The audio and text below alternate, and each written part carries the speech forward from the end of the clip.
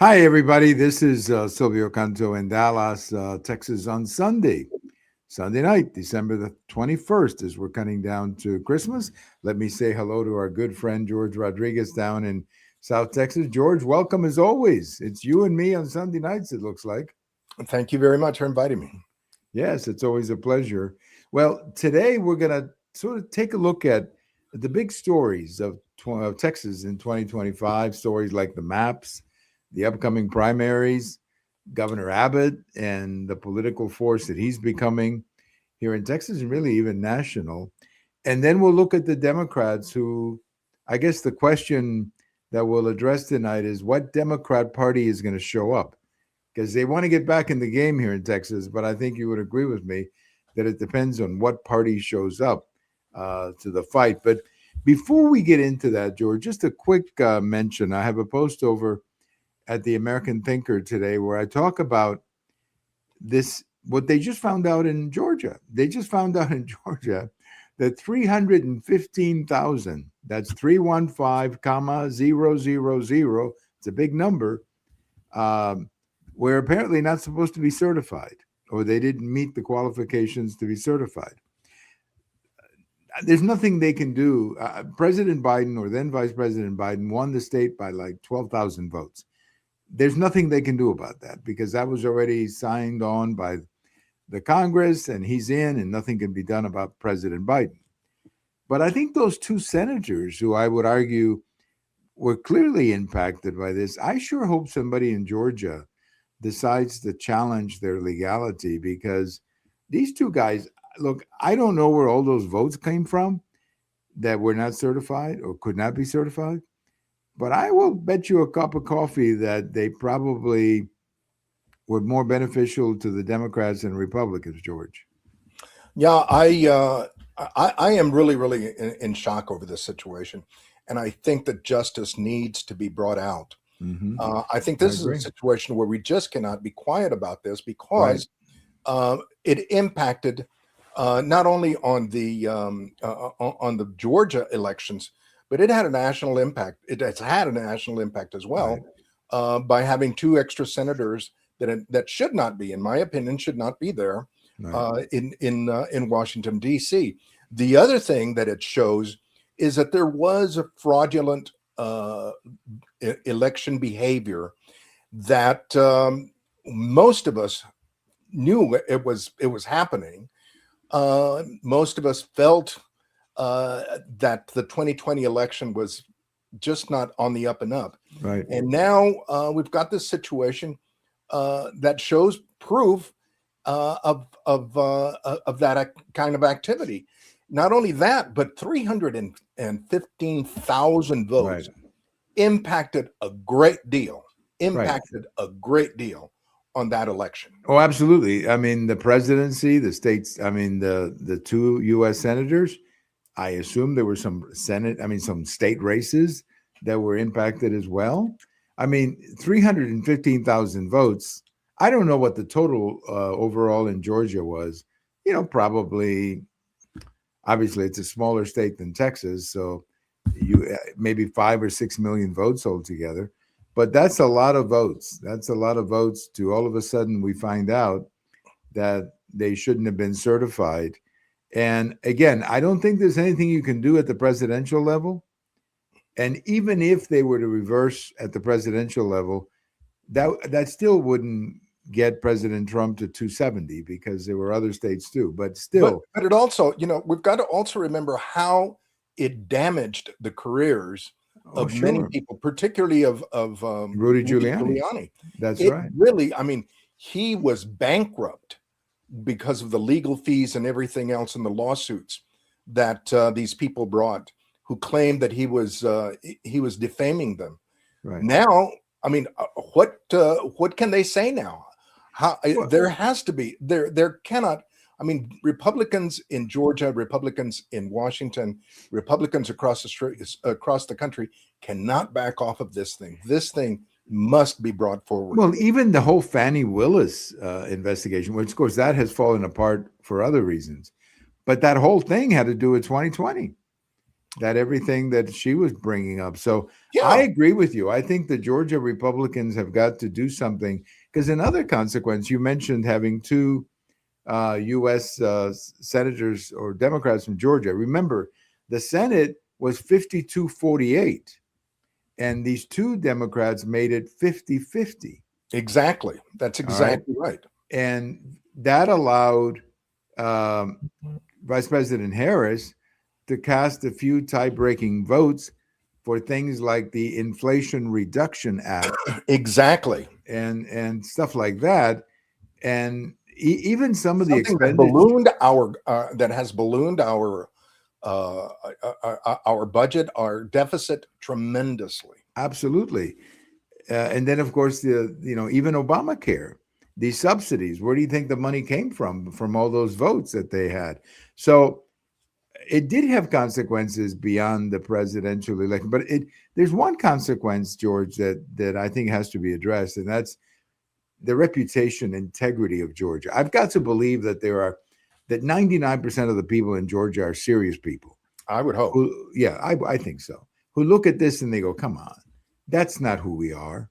That's not who we are. So anyway, I have a funny feeling, George, that this is going to be one of these stories that will continue to get watched as we go into 2026. But I also understand that there may be more than 315,000. That that there may be more than this. This is apparently not all of it. So that could be a real problem. Anyway, well, let's get to Texas. We want to talk about some of the big stories of 2025. And I'm going to start with the maps. Maybe I'm not saying it was the most important, but clearly one of the three or four more important.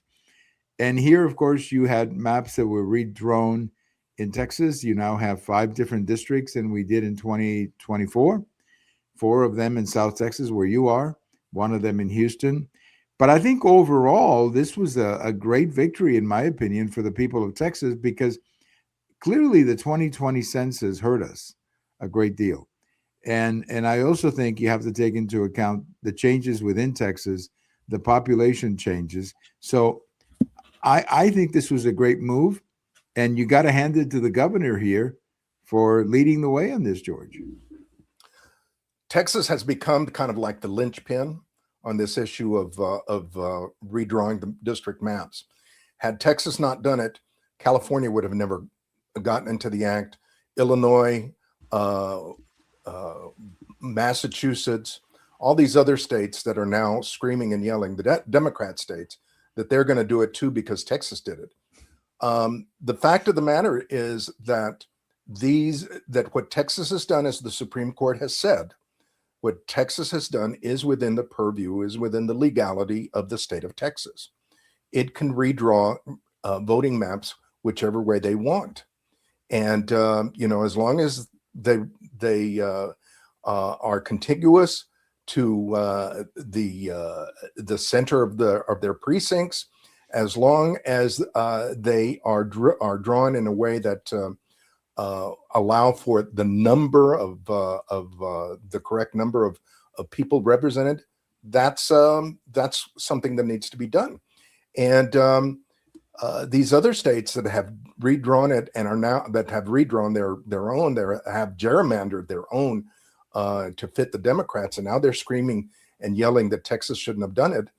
To them, I say, well, go ahead and redraw yours. Right. And what you're noticing is that they hesitate because they can't redraw them. I mean, where is Massachusetts going to go?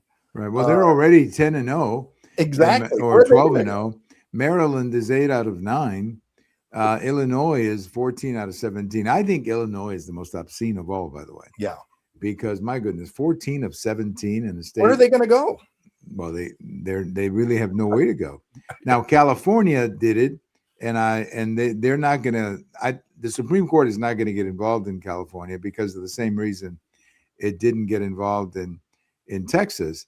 But what could happen in California, and I was reading about this the other day, is that there could be a serious challenge in the state. Yes, because they did have these commissions that were created by the legislature.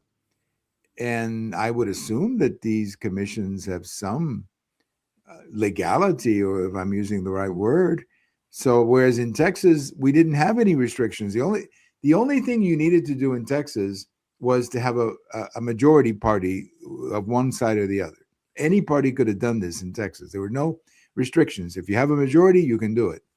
But in California, I do believe they have some state restrictions Yeah. because they had a commission. They've got So to we'll jump see. through, in California, they have to jump through lots of hoops, including race, Right. including gender, including religious affiliation, including, I mean, they've got to jump through a ton of them. And if those districts don't fit their own rules, then I'm not sure what they're going to do. I agree with you. I don't think we've heard the last of California. Now, they may get it anyway, but I just feel that there might be a bigger challenge. In Texas, there really wasn't one because there was no reason to. Well, There was no, what can happen in California is that they show that they really don't care, right. and that's the bottom line. Yeah, and I guess that's true. You know. They were just reacting to whatever Texas did. Exactly. And we'll see what happens on election night. If we get all five and the Democrats get all five, then I guess it was a wash. Yeah. And maybe that's the way it's gonna come down. Well, let's take a look at another big story, and this is unfolding. Actually, this story is unfolding, and that is the primaries. The primaries that we will have in March. We are going to have two very competitive primaries for the U.S. Senate. It will be the talk of the country, the first Tuesday in March of 26. So let's start with the governor. Now, the governor is not going to have a challenge within his own party, but there are some Democrats running for governor, and there might be some disputes or challenges or more competition there. But I'm also going to say this about the governor, George, before we get into the primaries. Governor Abbott is becoming, or has become, at least the most consequential governor that I can remember in quite some time.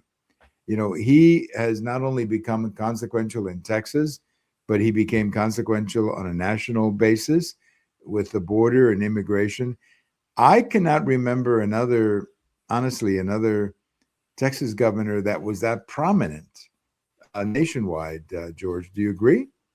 Definitely. I think, again, because we have a very, very powerful, probably the most powerful Republican president in our history, and because Texas is the most Republican state in the union, the connection between Trump and our elected leaders is extreme, is very, very much something that's very strong, a very strong tie.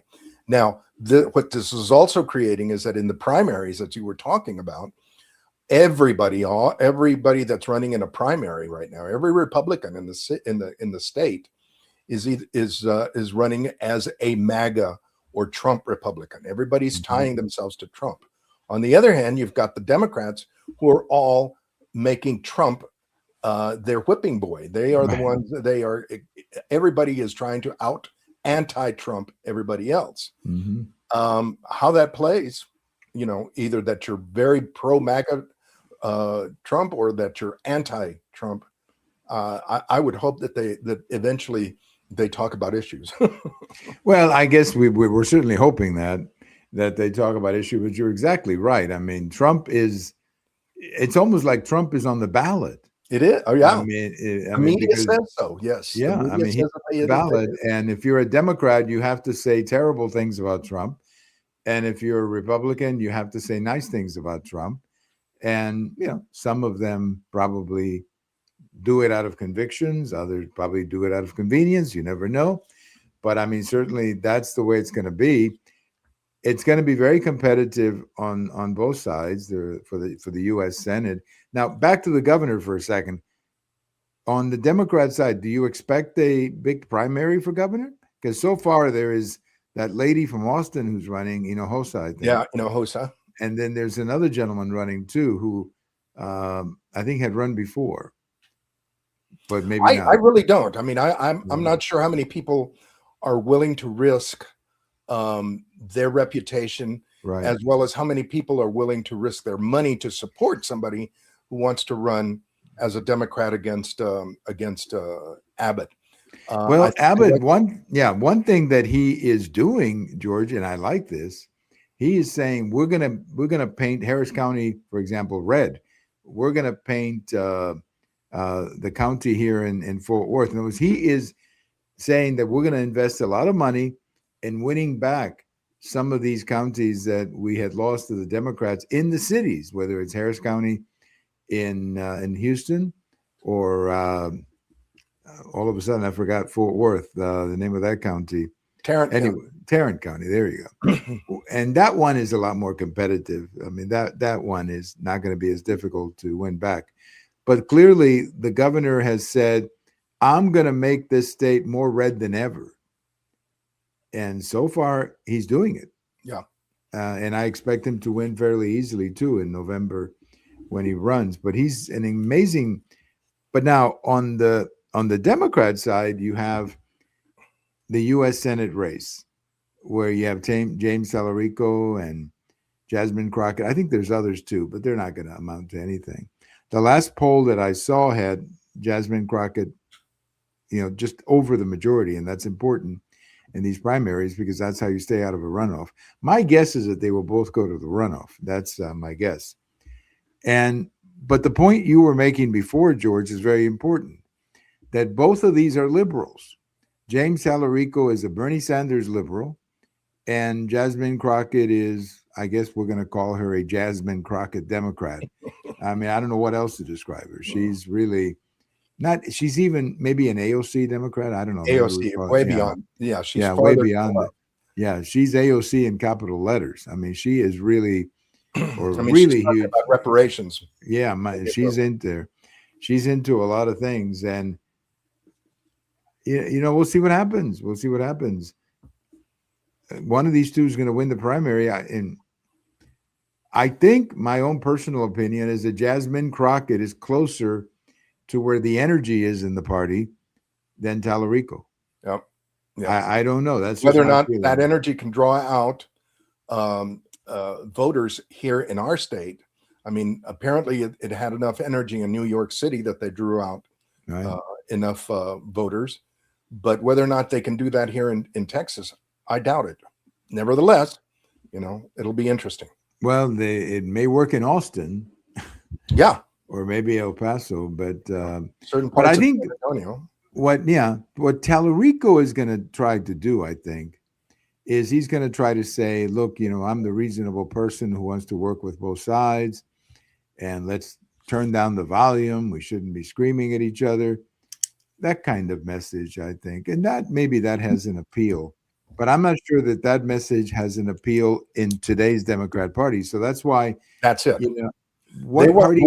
They want red meat, right? And that red meat brings out the worst in them, which in turn turns off everybody else. That's right, and I think clearly, the big question is, what Democrat Party is going to show up, or what Democrat voters are going to show up. Is it going to be a more centrist party, whatever there is of that, or is it going to be more the Jasmine Crockett wing of the party? If I had to bet money, those are the ones that are showing up. Those are the ones that have the energy. Those are the young ones, and they're the ones that have the energy. But we'll have to see. That's right. We'll have to see. And there is also an interesting contest for Attorney General. On the Republican side, of course, is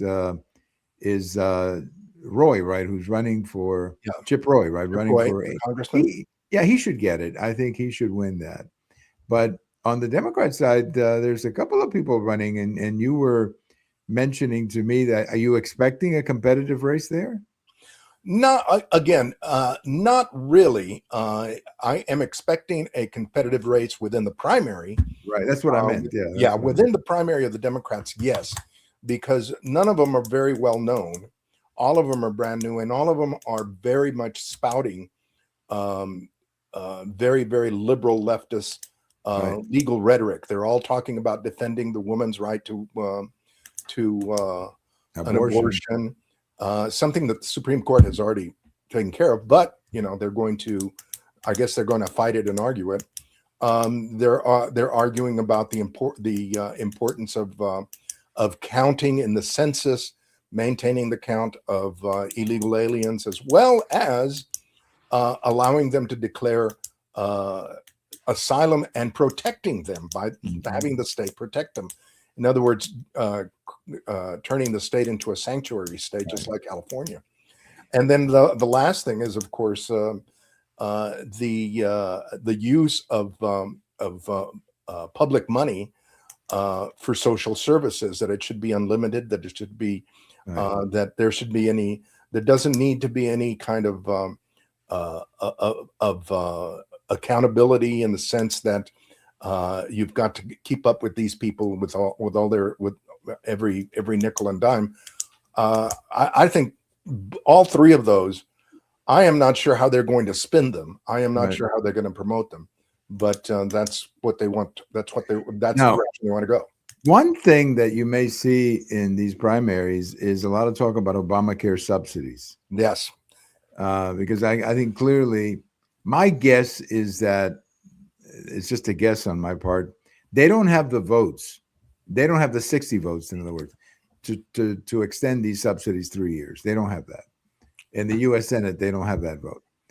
But there may be enough of a compromise to say, okay, let's extend them for 3 months while we come up with an alternative. Maybe that's the compromise. And maybe that's what will happen. But I think a lot of Democrats are going to use Obamacare as a way of saying that the Republicans want to take your health care away. That's exactly. I think that's exactly what they're positioning themselves to do, is to declare that Republicans are going to try to get rid of Obamacare by getting rid of the subsidy, and somehow the state has to subsidize the Obamacare. And again, how they spin it versus how the Republicans respond to it, I think it's going to be very, very interesting to see that argument. Well, it'll be very intense, let's just say the least, in these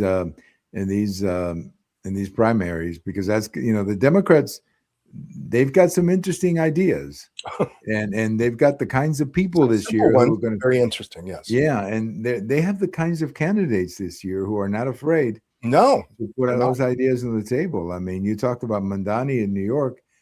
I don't know that we have a Mandani here, but we sure have some people who agree with what he's saying. Sure. I bet you that before the general election is over, we are going to see somebody or some people like Mandani throwing that argument. And unfortunately, you're going to have a lot of the liberal media, which is the liberal media that I focus on, are small publications like Texas Public Radio, like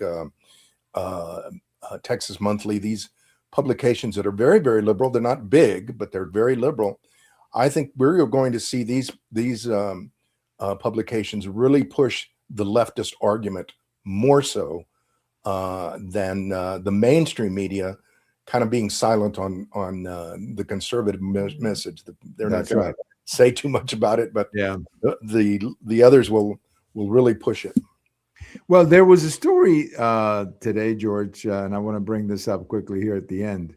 There was a story today in the Texas Tribune that the Democrats are committed to winning back South Texas. They know that it got away from them, and they're going to apparently go all out for it. They want to put Hispanics back on their side. I think that the success or failure of that approach, George, is based on what Democrat Party shows up. What Democrat Party, if they have a more moderate Democrat Party, particularly on social issues, that's a little bit better chance. But if they have the kind of Democrat Party, even Tallarico is not exactly a moderate on some of those issues. I mean, I think it depends what party shows up. And right now, the party that will show up is a party that is not going to play well in South Texas. That's just my gut feeling. Yeah, I found it very, very ironic that the mainstream media was highlighting that Democrats have had a couple of rallies in South Texas to win back the Hispanic vote down there. The Hispanic vote in South Texas for 150 years has been Democrat, and it is now very fascinating to me that the Democrats are going to start holding or are holding these rallies to bring people back to the Democratic Party. Again, I am not sure how successful that is going to be because of the makeup and the view of the views of the new Democratic Party. Good example. Yesterday, 2 days ago, I attended the big gala, Christmas gala of the San Antonio Chamber of Commerce, which is a who's who, a big event. And I happened to go to the men's room, and I go over to the urinal, and I hate to be so descriptive, but I'm looking down at the ground, and I noticed somebody in high heels comes in. All right. And it scared me. Yeah. But it turns out it was one of our local Democrat leaders, a guy who was wearing, high heels. And I guarantee that doesn't go very big with Hispanic men. No. Hispanic men are the ones that the Democratic Party wants to woo back. Right. And they are the target. And they are the ones that Jasmine Crockett criticized. Right. And once again, my friend, they are just not. The Democrats. I'm not sure how they're going to do it. How are they going to woo them? It's going to be a tough battle because, by the way, I think that if the Democrats want to win back the Hispanic men in South Texas, they got to start wearing cowboy boots. Exactly. I think that's a little bit more recommended. Really, than high heel shoes. Yes, I would agree with you. But I think that all of this, it was a year, I think, of generally Republican successes here in Texas. And what happens in 2026? Well, we'll get into that as the year unfolds because, as I say, we got primaries. I'm expecting the television ads are going to take off in January, and it's going to get nasty, particularly between Paxton and Cornyn. Now that's going to be a nasty battle to worry about. Yeah. And even between Tallarico and Crockett, it could get very nasty also. Although I don't know how I'm not sure how much they will attack each other. Yeah. I mean, Jasmine Crockett epitomizes the new Democrats. She is a woman of color, a loud, aggressive woman of color. Tallarico epitomizes the old Democrats, a white male who's supposedly a Bible-carrying white male. How those two are going to present themselves is going to be very, very interesting. Well, I think we would recommend to Jasmine Crockett to catch up on Bible verses because she may need to use and to apologize to Hispanic men. Yes, well, that too. But she ought to get herself a few Bible verses so that she can throw them back at Tallarico during their debates. Well, George, I want to thank you as always for giving us your time, and we'll try to get together again next week, as always. And next week we'll maybe look ahead a little bit to 2026. And I think 26 is going to be a very interesting year for us. I agree with you, and I think it has the potential here in Texas of being a very big Republican year. I really believe. I hope. No, I sure hope so. I sure hope so too. Yeah, a lot depends on the economy, of course, and. Well, and that's another thing I think we need to talk about eventually is how does the economy look at the local level? Well, you mean for next year, you mean? Because right now and hopefully for next year. Yeah. Well, I mean, because I think it depends where you live in Texas, how to answer that question, I think. For example, I think the Metroplex areas and I would think the Fort Worth area, which includes the Metroplex, Houston areas, those areas seem to be doing quite well. I mean, up here now, how is it down in, let's say, the border? How is the economy down there? On the border, again, there's a lot of scaring going on at the border by Democrats. By the tariffs, you mean? No, by Democrats. No, but I mean about the tariffs, you mean? Is that what About it the is? tariffs, Yeah. about the tariffs, and about the closing of the border, which hasn't been closed, No. but the securing of the border. There is a lot of discussion regarding here in San Antonio and in Houston regarding the pollution Right. of Texas or neighborhoods because the petroleum industry is back up and running, and I mean there's a lot of little things that the Democrats are trying to scare people about, and when in actuality, I mean, gasoline is at a low amount. Right. Well, the inflation topic in general is what they're talking about. I mean, they're basically focusing on inflation and how expensive, let's say in South Texas, the price of tortillas is, or the price of beef, or whatever. That is an issue that they're pounding on that. And I would think so far it seems to be working for them. I mean, I do think there's time to turn that around, but there's no question that the economy is hurting President Trump right now. Yeah. Although I will say this as the last thought. By the way, let me thank our friend Junior for putting in some comments. We always appreciate you, Junior. But I wanted to say something, that for all the talk about how bad 2026 is going to be for the Republicans, I just happened to see the RCP average, of all the polls, and it's like not even 4 points. Yeah. A little bit. So now, if it turns out to be 4 points in November, then that would give the Democrats the House by a small number. But, it may not, it may come down more. And if it comes down closer to 0 or even 1, that may not be enough for them to win the House. So I just want to caution everybody about all this polling data, because I just think right now there's nothing, probably the least reliable thing that you can bank on in politics is a poll this far in advance. Yeah. I mean, these polls 12 months before are as reliable as answering the question, who's going to be the Cowboy quarterback next year? By the way, I'm wearing my Cowboys jacket, as I always like to do on Sundays when I chat with you, George. But this was not a good day for them. No. Not been a good season for them. No. And we're just hoping they can pull off 2 more wins and at least finish 8-8. But that's going to be, Washington is always tough and New York is always tough. So they do have, at least on paper, they have a chance to win 2 games. But man, it's been a tough year for the Cowboys, George. I think we would agree with that. But it's not that I want to get rid of Dak Prescott, because I actually think he's very talented. Yeah, but the problem is you got to have a team. You've got to have a team surrounding him. You got to have a team around him. That's it. And right now he's kind of reminds me of the pitcher who's really, really good, but his team doesn't score any runs for him. Yeah. So it doesn't matter how good you are, your team doesn't score runs. All right, George. Merry Christmas to you. I hope you eat a lot of tamales, as I'm sure. Oh gosh, yes. And tamales and everything else. That's right. Well, what else? What is that drink they drink in South Texas with the tamales? That hot coffee they make, or the chocolate? The chocolate. Okay, hot chocolate. Okay, there you go.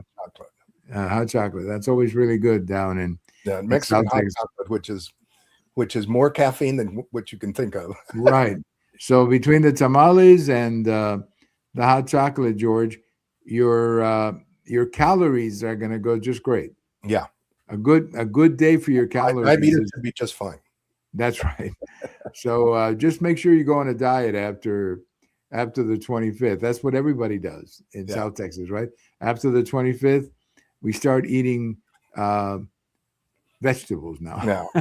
We eat vegetables after that. All right, George, have a wonderful day and have a wonderful Christmas. Merry Christmas to you, and we'll be connected after the year. Thank you very much. Well, I mean, not after the year, after the Merry Christmas.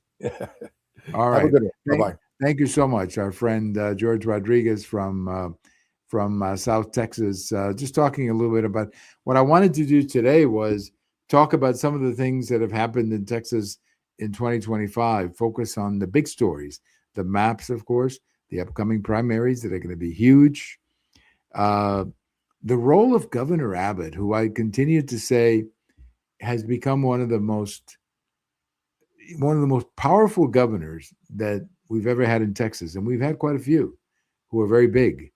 Even George W. Bush was an extremely powerful governor. Rick Perry, my gosh, he was a very powerful governor.